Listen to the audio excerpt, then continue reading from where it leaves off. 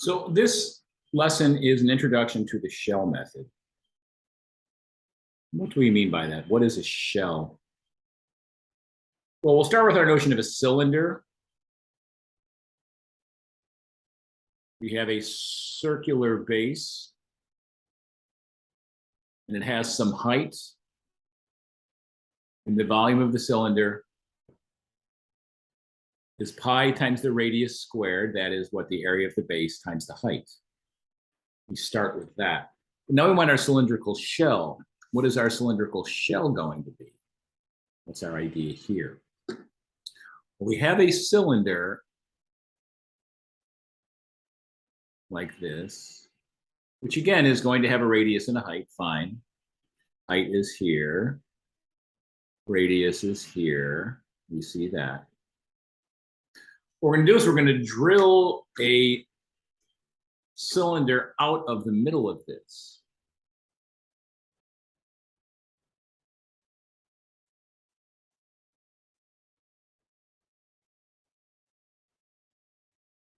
Get the idea?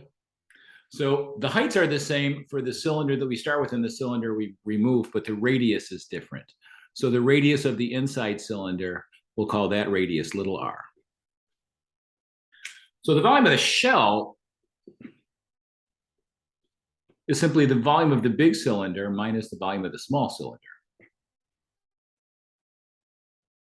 So the volume of the shell is pi big R squared h minus pi little r squared h. So factoring out the pi h, we get pi h times big R squared minus little r squared, which we know we can factor, which will help us. So the volume of the shell is pi h times r plus r times r minus r. Okay. So keeping that in mind, now what do we want to work with? What kind of a function am I interested in? Well, I would like to take a look at f of x equals a half x squared.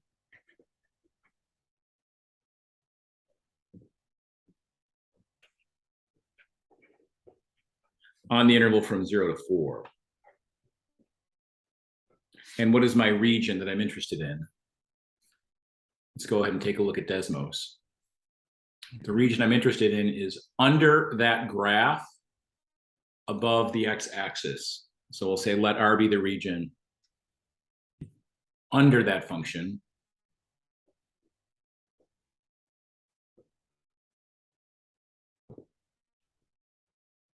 Under f of x.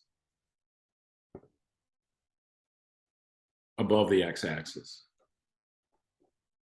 I hope that's clear.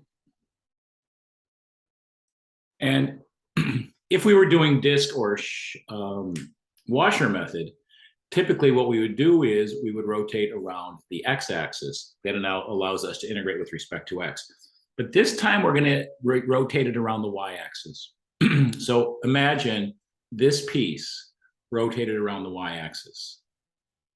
So what is that going to look like? Can you visualize that? So we have this kind of a situation from 0 to 4. We're wrapping it around the y-axis. So it's going to look like this, right?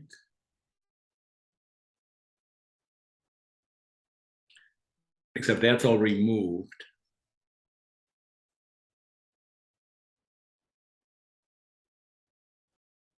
And the part that we have is solid. The part that we have is solid here. So it was like a bowl removed from a cylinder. That's what our shape is as we take this region and wrap it around the y-axis. Now, we have to look at this geometrically to make sense of it, to determine what the integral will be that will enable us to find that volume. So let's think again about some value x. And we're going to make a box a little bit to the left of x a little bit to the right of x, and then construct that height, which actually will make the height at f of x. I think I like that a little bit better. So one more time, let's clarify that idea. Here's what the graph looks like. Here's the point x. Its height is at f of x. We're gonna go a little bit to the left and a little bit to the right. There we go. That's the image that I want to work off of. And I want to rotate that about the y-axis, okay? That's rotated about the y-axis. So here's x, here's the negative of x. It's going up a little bit to the same value as f of x, over and down. Now, can you see this thing as a cylindrical shell? You see it is a cylinder with another cylinder removed from the inside. Do you see that? We want to identify what is big R, what is little r, and what is the height. So drawing that cylindrical shell again in approximately the same kind of space.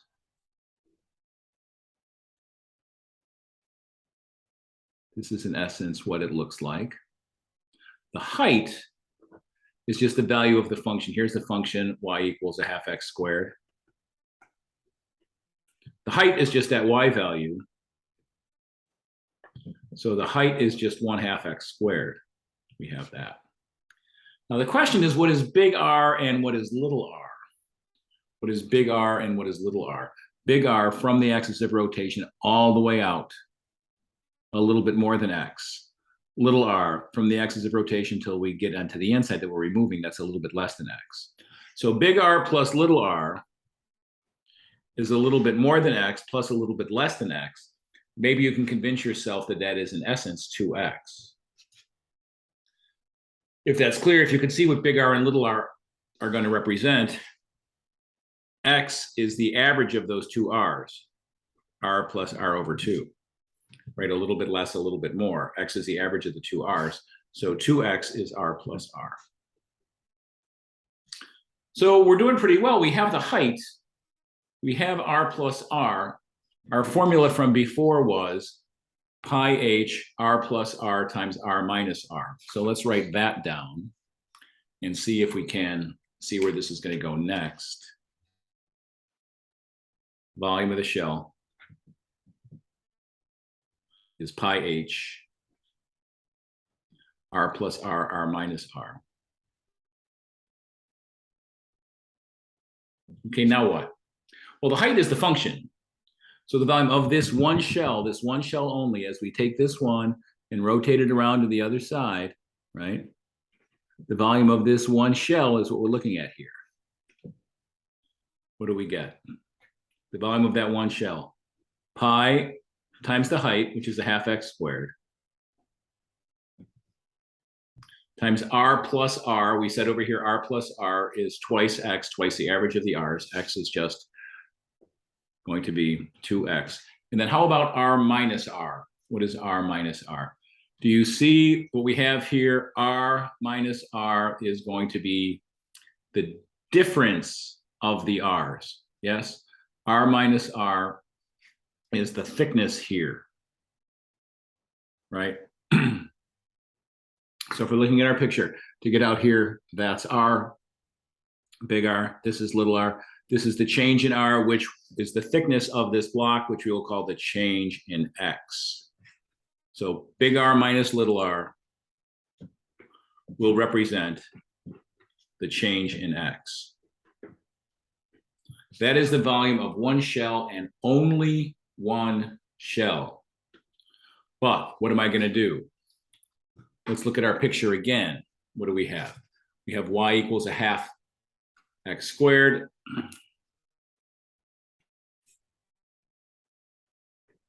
We picked a value x here, a little bit to the left, a little bit to the right. Thickness is change in x. We rotate that thing around and we find the volume of that shell. But I need to find volumes for all of the shells. So I make a whole bunch of other shells similarly, right? Make a shell here, make a shell here. It's in essence going to be an infinite number of shells. Make a shell here. Rotate all those around the y-axis. So again, the volume of our first shell at this value x, the volume of our shell at the one value x was simply pi times a half x squared times 2x times change in x. What's the total volume? What's the volume of all shells? That requires me to add them up. The sum of the pi times a half x squared times 2x times delta x. So again, delta x is our thickness. But we want to shrink delta x to 0. So increase the number of rectangles we have, shrinking the delta x to 0. So shrink delta x to 0. And that finite sum of whatever we have, n rectangles, now becomes an infinite sum or an integral. So the volume of what? The volume of the solid, that's the thing we originally started with. That was a cylinder with a bowl carved out of the middle, is going to be the integral. And what was our region again? Let's remind ourselves of that, please. This was our region we were wrapping around the y-axis. So x is ranging from 0 to 4 here. So our volume of the solid is x ranges from 0 to 4. What is the volume of any particular shell? Right here, pi times a half x squared times 2x. But then as delta x shrinks to 0, this, of course, becomes a dx.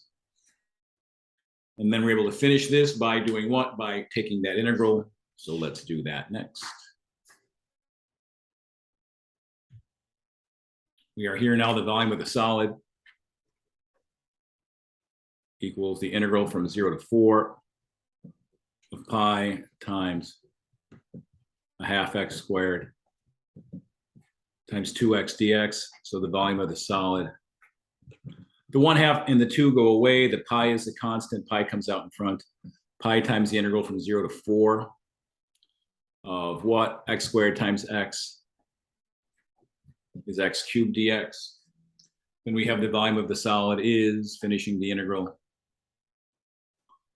The antiderivative of x to the third is x to the 4th over 4 as x ranges from 0 to 4. What do we have next then? Finishing this, volume of the solid is pi times 4 to the 4th over 4 minus 0 to the 4th over 4. This, of course, is 4 to the 3rd, which is what, 64. And I believe my final answer is 64 pi. What are my units? I didn't say inches. I didn't say kilometers. I didn't say millimeters. You could say cubic units, because that's what we're measuring solids in, whatever those might be.